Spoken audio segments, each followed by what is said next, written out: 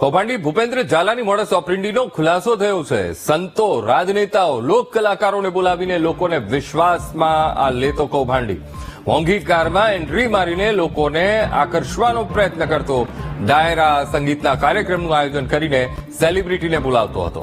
રોકાણકારોનો વિશ્વાસ કેળવવા માટે મોટા મોટા કાર્યક્રમોનું આયોજન કરાતું હતું.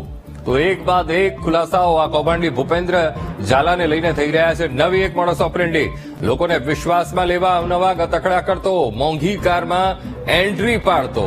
તો આ મોડસ ઓપરેન્ડીનો ખુલાસો થયો છે. સંતો, રાજનેતાઓ, લોક કલાકારોને બોલાવીને લોકોને વિશ્વાસમાં લેતો અને મોંઘી કારમાં એન્ટ્રી ત્યાં મારતો અને લોકોને આકર્ષવાનો પ્રયત્ન કરતો. આજ મુદ્દે સંવાદદાતા તસ્લીમ ફોનલાઈન પર જોડાઈ ગયા છે. તસ્લીમ, એક બાદ એક ખુલાસા કૌભાંડી ભૂપેન્દ્ર ઝાલાને લઈને થઈ રહ્યા છે અને હવે ભૂપેન્દ્ર ઝાલાની એક મોડસ ઓપરેન્ડીનો ખુલાસો થયો છે.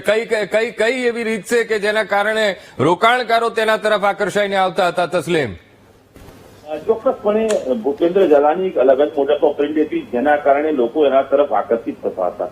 ભૂપેન્દ્ર ઝાલા છે ડાયરા જેવા કાર્યક્રમો કરતો હતો, જે રાજનેતા હોય તેમને સ્ટેજ ઉપર બેસાડતા હતા, સંતોને પણ પોતાના ત્યાં બોલાવતા હતા, જેના કારણે લોકોનું આકર્ષણ વધે કે ભૂપેન્દ્ર ઝાલા એક સેવાભાવી છે અને ત્યાં સેલિબ્રિટીઓ આવે છે, મોટા મોટા લોકો આવે છે, જેના કારણે અંજાઈ જઈને લોકો લાખો કરોડો રૂપિયાનું રોકાણ કર્યું છે. એટલે ચોક્કસપણે આ એક નવી મોડસ ઓપરેન્ડી ભૂપેન્દ્ર ઝાલાની બહાર આવી રહી છે કે મોટી કારોમાં સંતો મહંતોને લાવતા હતા, રાજનેતાઓને લાવતા હતા, સ્ટેજ ઉપર સેલિબ્રિટીઓને લાવતા હતા, જેના કારણે લોકો અંજાઈ જતા હતા અને ત્યાં રોકાણ કરતા હતા.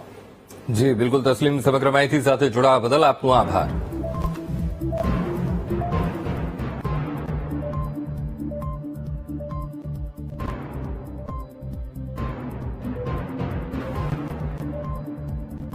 તો એક બાદ એક મોડસ ઓપરેન્ડી અનેક ખુલાસા આ કૌભાંડી ભૂપેન્દ્રસિંહ ઝાલાને લઈને થઈ રહી છે.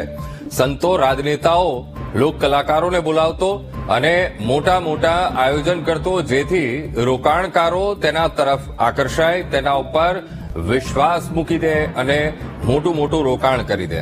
તો આ રીતે તે આકર્ષતો હતો.